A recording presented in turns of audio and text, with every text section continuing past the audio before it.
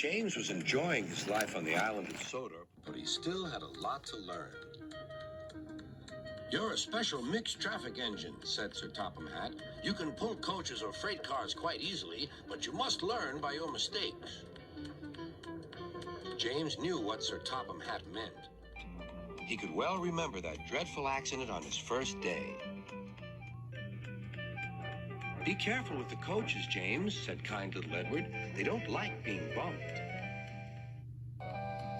Everyone came to admire James. "I'm really a splendid engine," he thought, and suddenly let off steam. Whee! Water fell on Sir Topham's nice new top hat. Just then the conductor blew his whistle, and James thought they had better go. Go on, he puffed to Edward. Don't push, replied Edward. The coaches were grumbling too. Don't go so fast. But James didn't listen.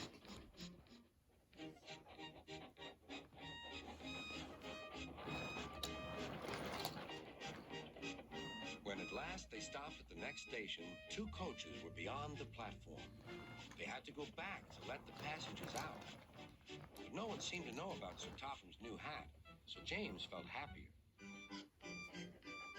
Presently, they came to the station where Thomas was waiting with his 2 coaches. "Hello, James," said Thomas. "Feeling better? That's good." "Oh, that's my conductor's whistle. I must go. I don't know what Sir Topham Hatt would do without me to run this branch line." And he puffed off importantly. Edward and James passed the field where James had had his accident. The fence was mended and the cows were back again.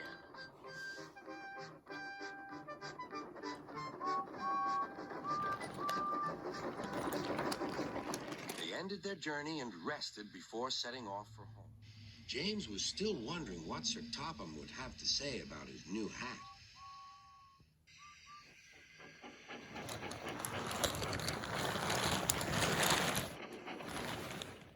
Next morning, he spoke severely to James.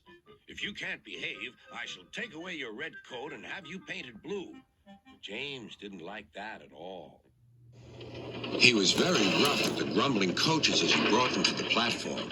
"Don't talk! Come on!"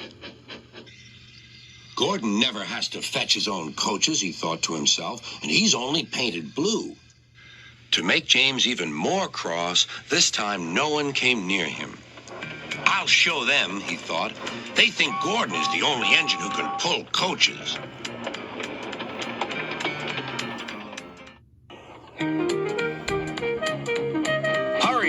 Hurry, puffed James. You're going too fast, replied the coaches. James laughed and tried to go faster, but the coaches wouldn't let him. "We're going to stop."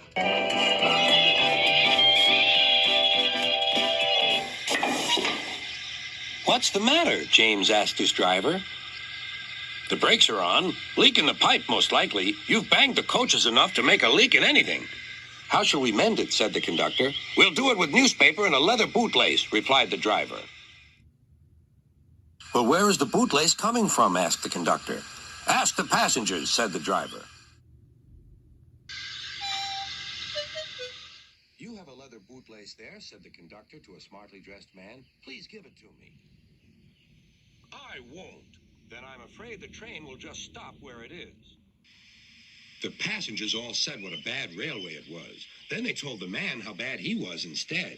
Everyone was very cross. At last, he handed his laces over.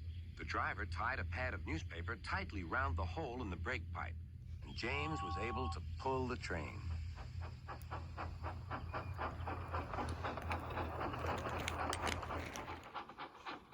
But he was a sadder and wiser James and took care never to bump coaches again.